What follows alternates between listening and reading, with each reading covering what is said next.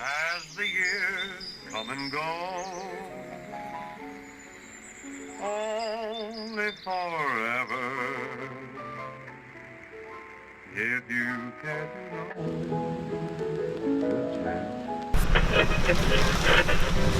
Designated Allied Supreme Commander to accept the surrender of the Japanese.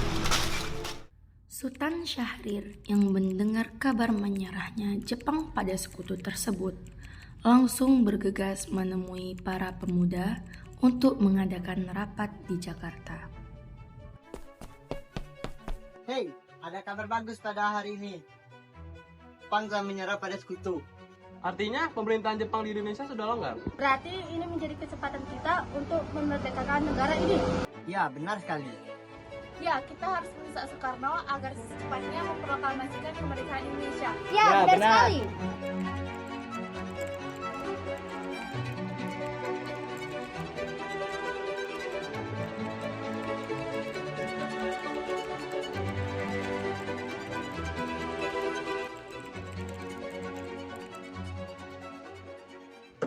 Setuju?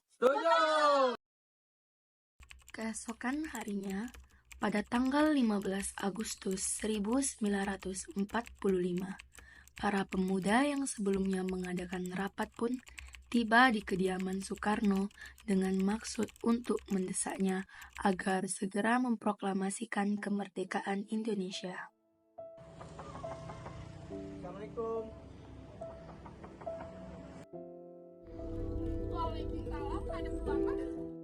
Kami ada keperluan dengan Bung Karno. Apakah Bung Karno ada? Fatmawati mempersilahkan para pemuda tersebut untuk masuk ke dalam rumah. Sementara itu, ia segera memberitahu Soekarno tentang kedatangan mereka. Ada apa ya? Jadi begini, Jepang telah diambang kekalahan. Sebaiknya kita secepatnya memproklamasikan kemerdekaan. Iya Bung, secepatnya. Apakah ini tidak terlalu terburu-buru? Kalian yakin tentara Jepang tidak akan menyerang? Tapi saat ini kekuatan Jepang telah melemah, Bung. Dan sekarang juga Jepang sudah menyerah kepada sekutu. Tapi kalian tidak berhak untuk memproklamasikan karena itu tugas PPKI. PPKI hanya pemberontak Jepang, Bung. Itu hanya tipu muslihat mereka. Ini akan saya bicarakan dengan anggota PPKI besok.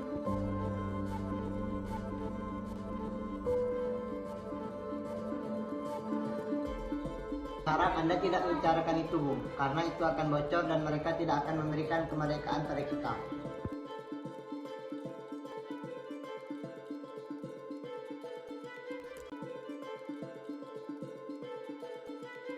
Setelah semua pemuda tadi pulang, tak lama dari itu, Soekarno segera meminta para golongan tua untuk datang ke kediamannya dan membicarakan permasalahan tersebut. Jadi gimana Bu? Apakah kita akan menuruti para pemuda untuk memproklamasikan kemerdekaan Indonesia sekarang? Kita tidak boleh gegabah, Bu. Kita harus mempersiapkan dengan matang. Lagi pula, mereka masih muda, cara pemikiran masih pendek. Ya, kita harus fokus untuk menghadapi sekutu.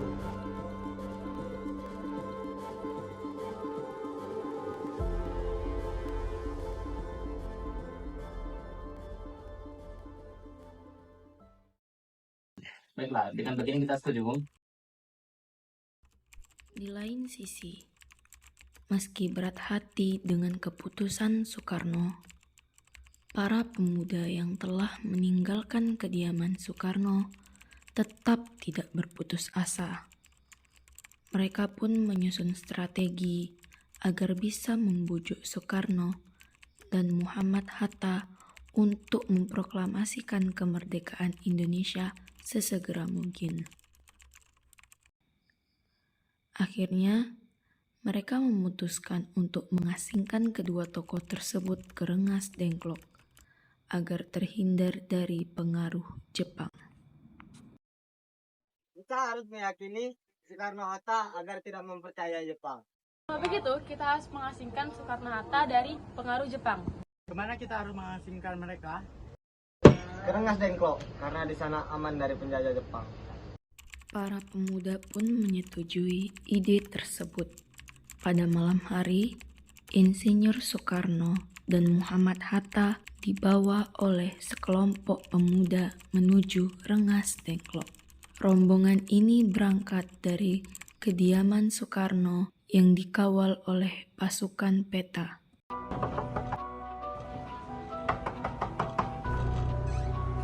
Ada apa ini?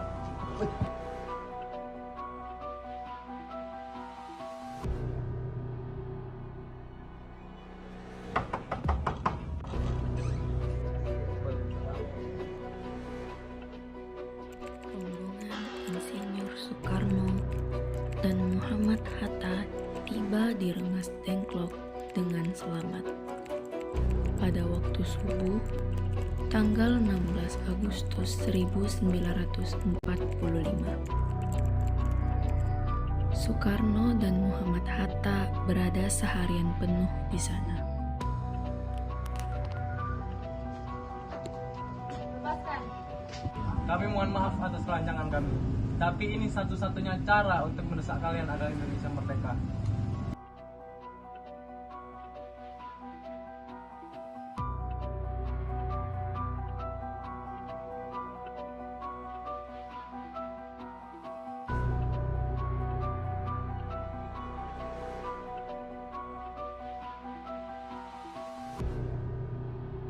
Selesailah perundingan di Rengas Dengklok. Semua anggota golongan muda maupun golongan tua kembali ke Jakarta untuk membahas lanjut rencana proklamasi kemerdekaan tanggal 17 Agustus 1945. Assalamualaikum. Ini kami Laksamana.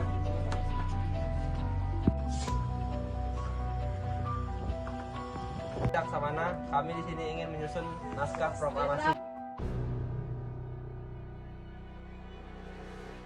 Baik, Bung. Jika ada yang diperlukan, katakan saja. Ada pulpen dan kertas. Ini pulpen dan kertasnya, Bu.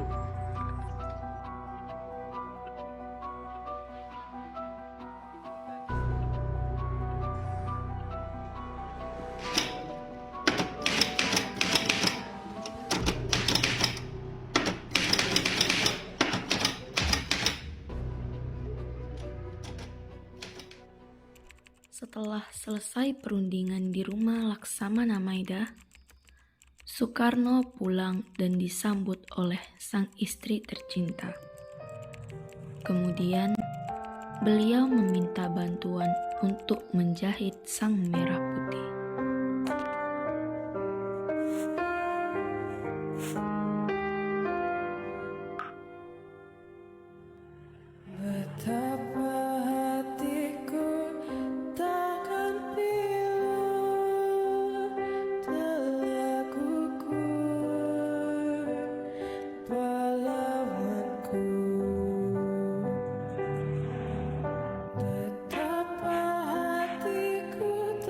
Proklamasi. Kami, bangsa Indonesia, dengan ini menyatakan kemerdekaan Indonesia